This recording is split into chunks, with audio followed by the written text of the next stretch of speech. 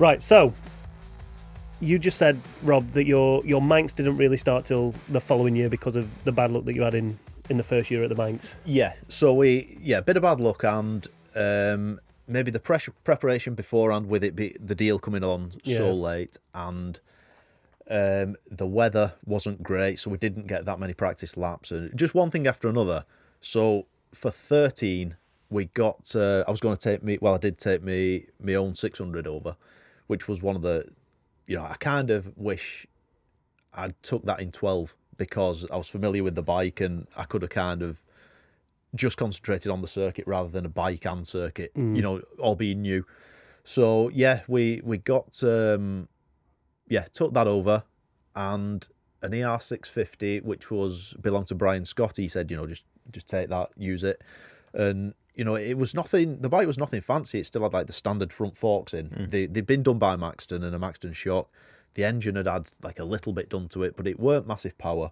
But I got on it after the 600 and I thought, this is mint. I can hold it flat out, and I learned a lot on that bike. Easy to ride. But in the Super Twin race in 13, we had the weather weren't great then. Like the mist came in on the mountain, so I caught was it Colin Stevenson, I think, over them, caught him up, and then was going through, and when you kind of know what's coming next but you just don't know when. It was like the mist was that thick, and I was watching him 50p in, and I'm doing the same. How far in front of you could you see? Not far at all. Yeah. No, I wouldn't say. If I said 50 yards, that would be, the maximum. When I was learning in 07, because obviously, Gary doesn't let anything go now, which is fair play. Yeah. But when I was learning in 07, some of the practice laps we had to ride back over to get back to Bay when the weather was like that, because it come in really quick, the clouds, and you can't believe how. Back in the early days, Joey's time and so on, when they used to race full on. Yeah, when it was wet and misty as well. It's not. It would have took some doing, but like you said, now with the way the TT is, if it's misty or wet, you're not going. No. Which it takes a lot of pressure off the riders, because you're with the power bikes on now and stuff like that. I don't think you could do it anyway. You'd be really up against it. So that's definitely a good call by the organisers. Did you find it easy to learn or hard? The TT course? I would say I learned more in a few laps in 13 than I did,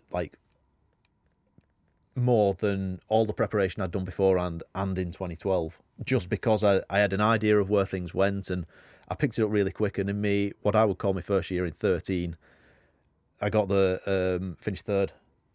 Got on the podium. So that was it was amazing because I didn't expect it. No one else really expected it because so that was really good. And I don't know where I finished on the 600, possibly 8th, something like that. But so it picked up really quick from there because we went back the year after. Which bike on the podium? On the Super Twin. Super Twin. Yeah. So that was it was a good feeling, that, and obviously once you've had it once, you want to do it again, don't you? The carrot was dangled. It was. So the year after, I thought, I know what I can do here. We've got to try and improve. So we got a better engine for my 600, the better engine for the Twin, and it all just fell apart. Just a week before, my dad was doing a race at Aintree and had an accident, and he broke his ankle or his leg, his pelvis. He was in a real bad way. Yeah. So he still came the Isle of Man with us somehow, and but he was no use on the spanners or the pits or anything like that. So the team. And sorry, mate, to butt in, but was your dad doing the TT then, or nothing at the Manx? Was he just going to be just the TT? Yeah. So we'd already run the TT, and he was just doing a race after it. And I think through no fault of his own, someone cut across, and he was off and really badly injured. So he still came with us, but was sat in the grandstand. So we had. We'd improved both bikes for that year, and we went out in the junior, and the bike, it felt really good, and I set off number 9, and I caught a few lads up, and I thought, it's going all right, this, and we came in the pits, and one of the lads, Phil, he says, you're leading by 14 seconds, you don't need to go any quicker than that. I'm like, right, sound. So just as he said that, the fella, I can't remember who it was on the fuel gun, and he's like that in the tank, and I'm just talking and having a drink and stuff. there's nothing coming out the fuel gun, and he picked the wrong one up. But by the time he'd realised, like, I think about 40 seconds had gone by, something like that. So he thought fuel was coming out. Yeah, he grabbed the wrong one, and like there must have been a bit left in, like maybe a litre or something. Yeah. So it started coming out, stopped. So like there's a mass panic, load of shouting. I'm like, oh, great. So we dropped right down to 10th, and I ended up finishing 4th, I think, in that race. Oh, so bloody hell. You know, that was that disaster done. So then later that afternoon, I thought, right, that was mine, that race. You know, we was on it. So Super Twin race later on. I think we'd swapped engines or something, or gearing, and it was windy. So set off, and by the end of lap 2, I was leading that race by a decent enough margin, like maybe 8 seconds, something like that. Got to Ilbury and it conked out, ran out of fuel. So I was like, what have I got to do here? So then we waited till the end of the week, and you know, obviously a bit fuming, like, and got to the senior, and the conditions weren't ideal, you know, which was happened quite a lot back then, but we cracked on. I was in a good race with Andy Saw, who ended up winning, and Mike Malloy, I think his name was, the New Zealand lad, yeah. Kiwi. That's him, yeah. Pilot. Yeah. So we was all in a good close battle, and I think it was lap 3, maybe the last lap. I just took the lead at Balaf, and it got red flagged. So we went back to like the you know, the finish line, or the last completed lap, and it dropped me back to 3rd. So yeah, it was the year that should have been, but never was. You know, you couldn't buy a win. No, I couldn't. So that was that. But you know, that said, like, I had a lot of respect for Andy, and sadly he died in, I think, 16 at the TT, and so I couldn't have kind of lost to a better lad. You know, you know, we respected each other and stuff like that. So I was happy for him, but yeah, gutted for myself overall that year. So we had to wait 12 months. There's a million different questions I've got. I just enjoy listening to what you got to say, and there's loads of stuff I want to kind of ask. But just going back briefly to like the start of your road career, you kind of talk about it as if it was, you know, a club rider just going from Mallory Park to Donington to Cadwell. They're just new tracks, but you're going from a completely different discipline when you went and raced at the Boulogne circuit. Same with the Manx as well. Like, do you ever think to yourself that this is a completely different discipline? You have to think about this race a different way, and then on top of it, the dangers that are inherent at the TT and the road circuits. I would say I only realised the massive difference back in 2009 when I actually went to the Boulogne course and felt the bumps and seen the walls, how close they were. Up until that point, I was a bit maybe blasé about it and just thought it's another race. You know, I've done hundreds before. You know, it's nothing different. Had you done any other road races in that time? No. Nothing. No Scarboroughs, nothing. Just the Boulogne course was my first ever roads experience, and then it was 3 years later when we went to the Manx. So it was kind of straight into it. But luckily, like for the Manx, we kind of picked it up pretty quick after that first year. You know, so it was a quick progression. But like I say, it is a completely different discipline, and I would say after that's when my racing kind of view changed, because in 12. I think it was, we was battling for the Aintree Club Championship, and we got back after the Manx, or it might have been 13, I can't remember. Got back, and it happens every year. I've no interest in short circuit racing. You know, up until that point, we can go, like this year, we went to Spain, and I'm into it, and we go and do a couple of races. I'm bang into the short circuit racing and all that.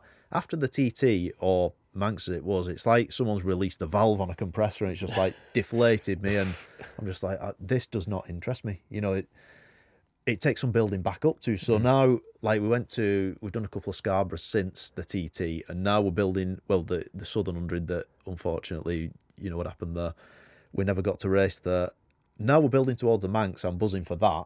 But as soon as we come to after that, if someone says, like, there's a race meeting on at Alton Park, do you want to go and do it? I'm like, if I have to, I will, you know, but, bloody hell, yeah. You know, so it's like, it kind of ruins the short circuit racing for me, because I'm just not that, you know, into it. And I can see why, like after the TT, I don't know what the reason was, but like Peter Hickman, he went to Knockhill and he was well down the order. I don't know if there was a problem with him, the bike, or what it was, but I thought that, you know, I can see where that, you know, I understand that, There's just no inspiration to go and do it. It's just so different. Is it too tame? Do you not feel the danger, or? I think it's just so different. Right. You know, like if you go from, just an example, from like Rencullen through that section to, you know, just as far as you can go, you're going so fast, you're muscling the bike as much as you can, but then you go to, you know, just say Alton Park, you go into the first corner, you stop it, you turn, you fire out of it, and it's like you never get in that rhythm. Or that's how I feel about it, you know. That you're wrestling the bike, that you're fighting the bike and the track. It is just so maybe tamed down or just not as exciting, you know. So, and yeah, just struggle getting into that mindset of what you've got to do, you know, to go quick. I don't know, maybe it's just me being weird, but... So before we talk about your debut into the TT, because I want to know how different it felt going from the Manx to the TT. Yeah. In fact, let's talk about that now, because I completely forgot what I was going to... Good lad. I forgot what I was going to ask you now. Yeah. So, yeah, let's Dealing with the professionals now, aren't I? edit that out, Matt. I had a really... Do you know Don't you dare edit that out. That's staying. It was a really insightful question as well. Something about wrestling and... It'll come back to you. And Macau. I can't remember. Mud wrestling. So, yeah, 15 Manx winner. Yeah. As Chris asked, how different was it coming from the Manx to the TT? So I wish that 2014, I wish everything had gone to plan, and obviously to win 3 races that week would have been amazing. But if I'd got one, then I'd have gone to the TT, I would think, in 15.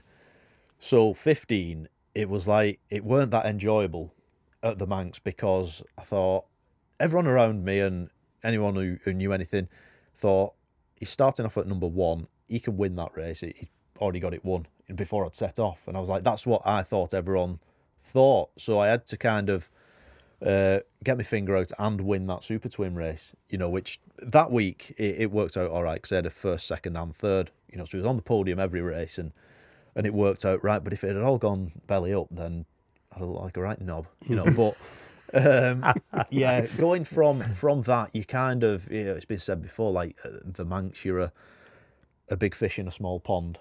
Then you go the TT for your first time, you're a small fish in a big pond, aren't you? Mm-hmm. You know, so you're starting off at number 1 at the Manx, and then on my first TT, I think it was number 51.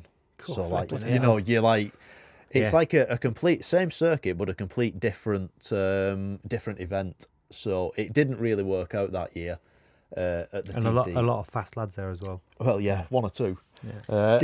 Did you feel like you were out of your depth? Did you feel a little bit intimidated by the lads, or not? Possibly a little bit, yeah. Based on, we had a Suzuki Superbike, which, you know, maybe we didn't do enough testing on it at that time, you know, before the TT, and you go with it was a Suzuki, probably 190 horsepower, and I didn't really understand at that point. It was my first big bike that I'd ever rode, so I didn't understand what it took to make a big bike work around there, or how to ride it. I was probably still riding it like a 600, and it had me out the seat, and, you know, a couple of people came around and made comments about how out of shape I was in a few places, and I'm like, yeah, I know. I'm sat on it, or not, as the case was. You don't have to tell me. So yeah, that it didn't work results wise or anything, and then we had a problem in the 600 race. We had a technical disqualification. So were you cheating? I wouldn't say cheating. We were 7 years ahead of the game. We was running the current Supersport rules like 7 years ago anyway. So now you would have been fine with it. You would have been fine with it, but yeah, so that was kind of the end of that, and then I slipped off at Ramsey Erpin on the Super Twin. You know, I think, if you're going to have a crash, at least make it spectacular or something. No. You know, it weren't a great first TT experience, you know, and it weren't through lack of trying. You know, the team beforehand had put a lot into it, and the bikes were as right as we could get them. It weren't right. So yeah, going from the highs of 3 podiums in the week in 15 to, you know, an early bath in 16 weren't great. So yeah, there's so many ifs and buts, isn't there? You know, you look at your career though, and you don't. If you think back to what we said in part 1, when you said you didn't really have ideas of where you wanted to get to, but you always found the next step. You always found the next step. It seems like you're still finding steps. So come all the way to 2023, and there's loads in between that, but you're going faster than you've ever gone, 130 mile an hour. That's it, like a fine wine, vintage. You seem to favour the smaller CC bikes. I think, looking in from the outside, because I didn't know that much about you really until did some homework for this. Or your dad to that. I've known your dad for years, but not really. You just concentrate on your own stuff, don't you? But obviously, you've been fast on the Super Twin. You've had 3 years with a Defabet, with Horney and them guys, and good setup. And brought a lot of top riders through, and good bikes. Fast bikes, especially in the Super Twin class. But do you still feel at one on the smaller bikes, and is the bigger bike always been? I know you've gone better this year in 23. Another personal best and so on, and a better result on the big bikes. But do you always expect to get your better results on the little ones? For me personally,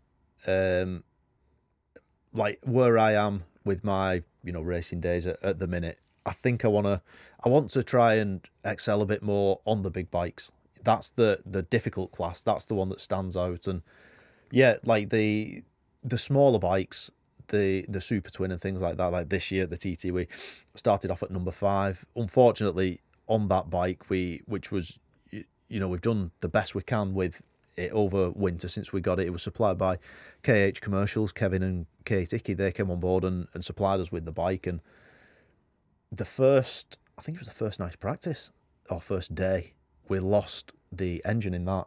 I'm not sure what. I think it spun a shell or something like that. And so that was it was on the back foot straight away. So the engine we ran the rest of the practice week and in the races was out of my dad's Super Twin, which was all right. It just lacked a bit of top speed. So we had a problem in the first race with a bit of a misfire. So I got round, rode it as hard as I could, and we got a result, which was fine. A lot of people break down in that class, don't they? So that's how you can kind of excel in a way. So the second race, we fixed the misfire.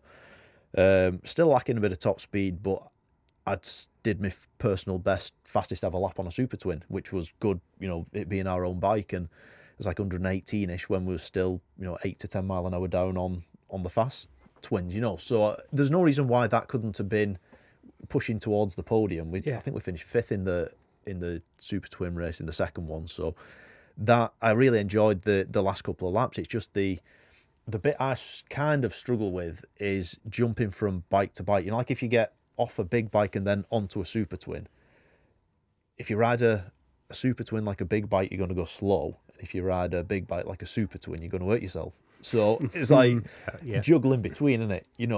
You've got to switch pretty quick. And so we did go all right on the Twin, and the 600, if you class that as a smaller bike, we went faster than we ever have on our own bike. Again, this year we've kind of set SMT racing up as our own job with Robin Croft, and we've got 3 different sponsors, like I say, KH Commercial with a Twin, VRS Recovery, Sean and Claire Dawson, who've supplied that bike with the spur engine, and everything's been done as best as we possibly can. It doesn't always work out, like it's not always a fairy tale, is it? Just because you've got 2 new engines for that bike, it doesn't work that way. But it's been a massive effort. This year, we set personal bests on the Twin, the 600 and the big bike. So with the work involved over winter and stuff like that, it's kind of good to reward the full team with that kind of result, even though, we've got a couple of scrap engines in the back of the truck and a trash bike. But other than that, it was a great week. So what's it going to take? What is it going to take to get where you need to get to on the Superbike? Is it rider or is it both? With the way I think there's a bit of both, but I think the way the big bikes are now, like the Honda Fireblade's a fantastic bike. When you convert it into super stock spec, all right, they're not a cheap bike, but you get it to race spec. And we've been working closely with Maxton Suspension. We've run it on all 3 of our bikes this year, and Richard's great with his advice and help and stuff like that. He'll tell us what area we need to be in, and we tried a few things with the big bike which he you know, kind of worked out at the Northwest 200, and it didn't work for me. So we kind of went back to what we knew, which suited me. So, yeah, I think with the answer to your question there, I think there's probably more from myself.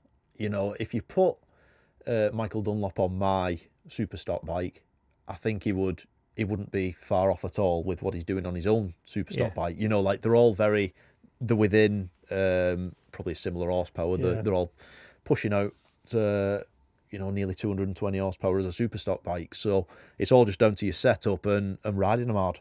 So that's, I would say, I mean, we can make improvements. We've got a few ideas for over the winter because we'll be with SMT racing next year.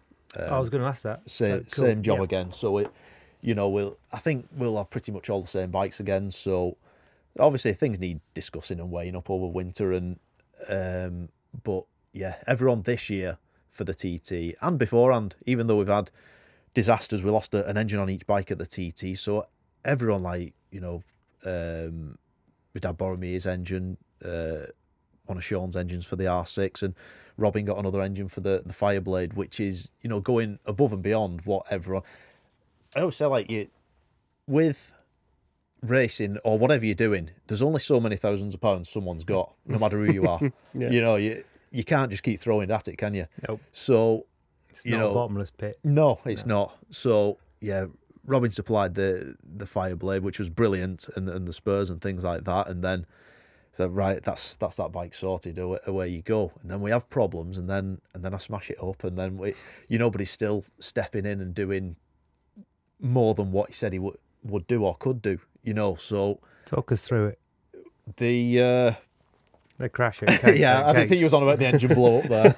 talk us through the crash. So yeah, Superbike. No, practice week had all gone really well on the SMT Fireblade, and I'd not done many laps following anyone. I was doing my own thing.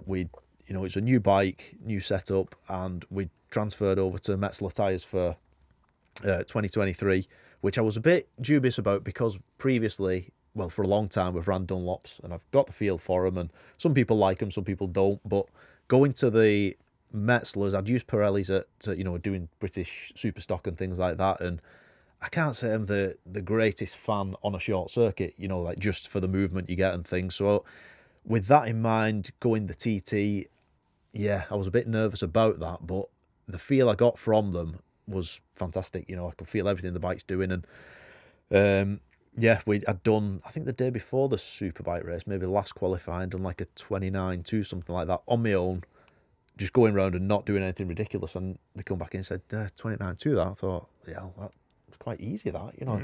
Not saying I can do it for 6 laps, but you know, it felt really, so that was a surprise. And I thought, I'm really confident for this race here. So we set off for the Superbike race, and we had the first pit board I get is at between Sulby Bridge and the pub. Yep. Martin Knighton does that one there. I know Martin, yeah. He does a great job there, and it was like P8 or something like that. I thought, well, I've not done nothing special in that, you know, on that run.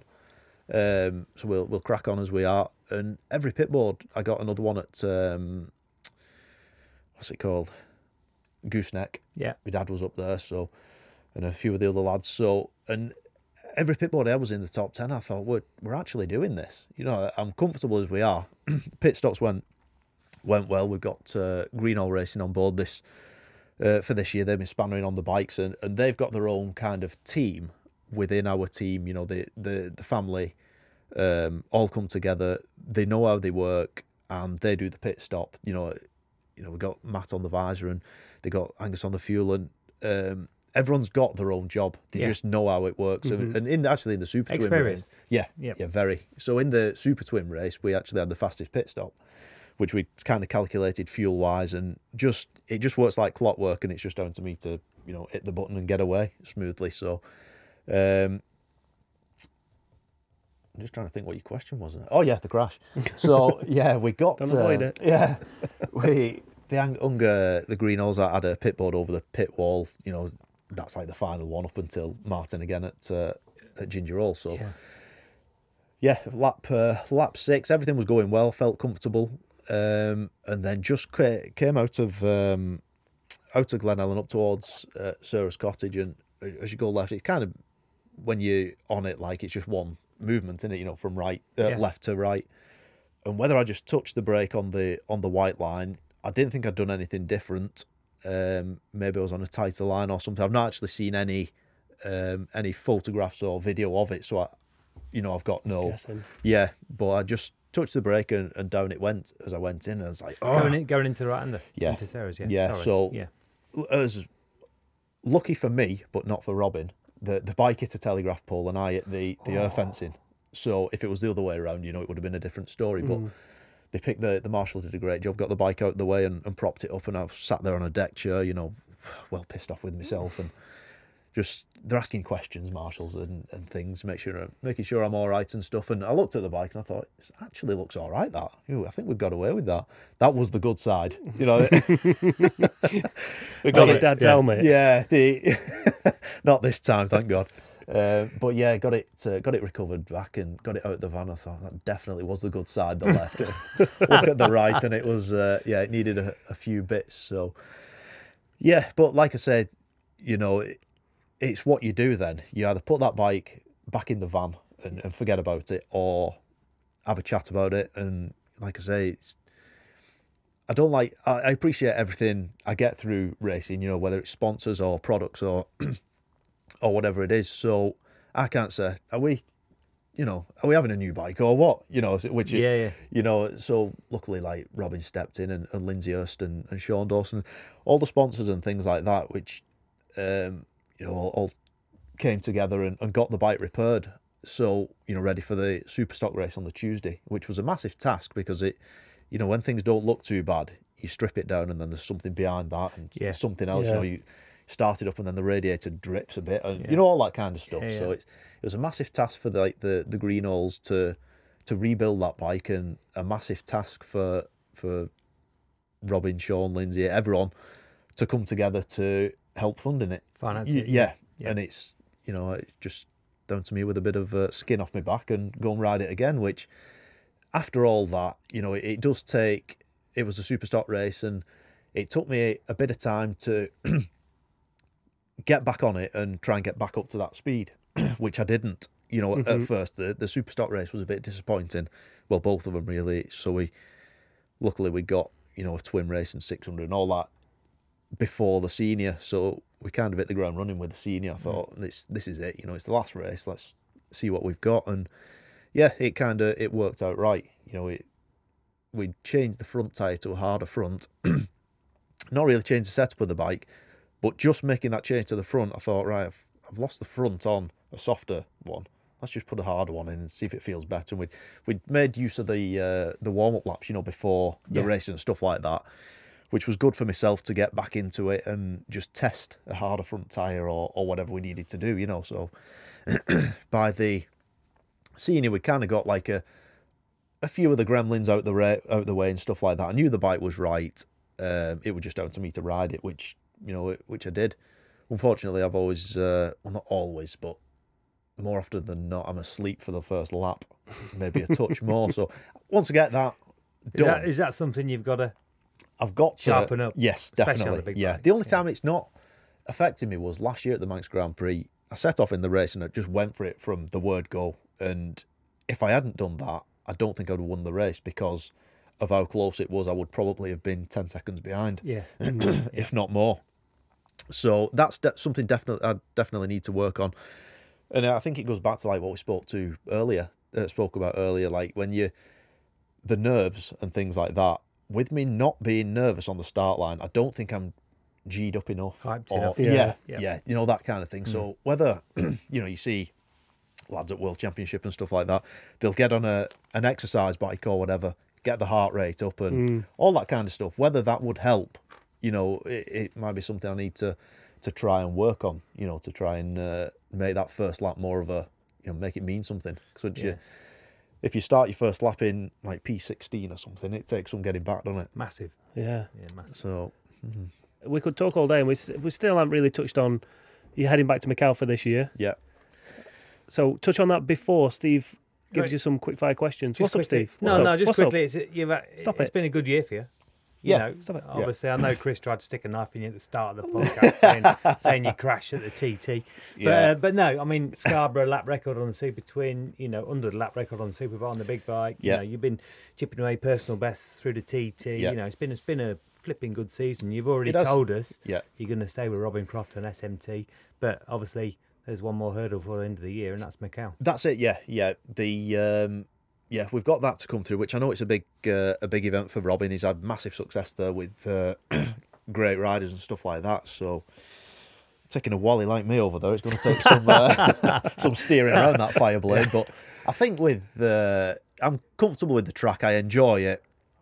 Obviously, it's dangerous. I've tasted a barrier there, and there's no forgiveness there, is there? No, none whatsoever. So if we can go, enjoy the event, enjoy I know the Fireblade will work around there. Strange, but like from the first test we went doing in Calafat in Spain, we've hardly not changed much on the setup, even TT wise. So there's a window we're in, which it's like a few clicks here and there, and it's right. So there's no reason why Macau's not going to be any different. So I'm looking forward to having a go around there on it. To be honest, I think I've got a few laps advantage on a lot of the lads from last year who didn't go. So let's go and let's go and see how it goes. Fair play. Come on, Steve.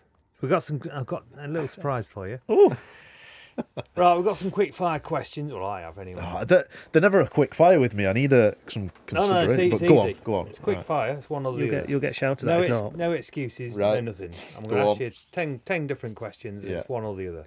Nothing else. I don't want any other explanation. Nothing. Lager or real ale? Lager. Football or rugby? Rugby. From Lancashire, it's got to be. From Wigan, it's got to be, hasn't it? Yeah. Lancashire or the Isle of Man? The Isle of Man. Ooh, that surprised me. Super Twin or Superbike? Superbike. Pineapple or never pineapple on pizza? No, I'd say never. No. Go and wash your mouth out. Carl Fogarty or John McGuinness? Lancastrians? John McGuinness. Foggy, I like that. Ramsey Airpin or Sarah's Cottage? Sarah's Cottage. Lancashire Hot Pot or KFC? Right, I know you said no explanation or anything. Nope. The only we'll go. You can go into this afterwards. This is dependent on the KFC gravy. Is it thick or thin? But we'll go Lancashire Hot Pot. He's right. Good lad. Good lad. Team Defabet's chief, Danny Horn, or Team SMT's chief, Robin Croft? Well, based on what we're doing next year, it's got to be Robin Croft. Right, I've never done this before. True or false? Oh, go on. Okay, this is Lancashire. Preston, Lancashire opened the first ever KFC in the UK. True or false? False. Wrong. What do you mean wrong? Surely it should be PFC. Jelly Babers were invented in Lancashire. True or false? True. Correct. Preston Bypass was the first ever motorway in the UK. False. True. Was it? Lancashire Hot Pot. See, you could be making this up. Yeah. Lancashire Hot Pot's original recipe had oysters in it. True or false? False. True. Not very good at this, am I? Blackpool Tower has a time capsule in the foundation underneath it. True or false? It's not true or false, it's bullshit. It's true. It's true. Well, there you go. Not only is it a TT podcast, it's also a history lesson. I got a bit excited there about Lancashire because I've never really spent much time there and done much. Anyway, but I just thought you found out a lot I thought I'd give you a little test today. And you failed, Rob. It turns out I did, yeah. I didn't get many right there, so I need to... What colour rose is it up there? Is it a white rose? Isn't it? Hey, definitely not you don't white. know that either. It's a red rose. How dare you? Yeah. Don't tar us with a white rose. Don't tar us Right, with a Chris, red rose. you're wrapping this up. Job done. Rob, best of luck at Macau, and we'll see you out on the Thanks course very much. at the TT in 2024. Yeah, thanks for having us. Cheers for coming. Thank you. Thanks, buddy.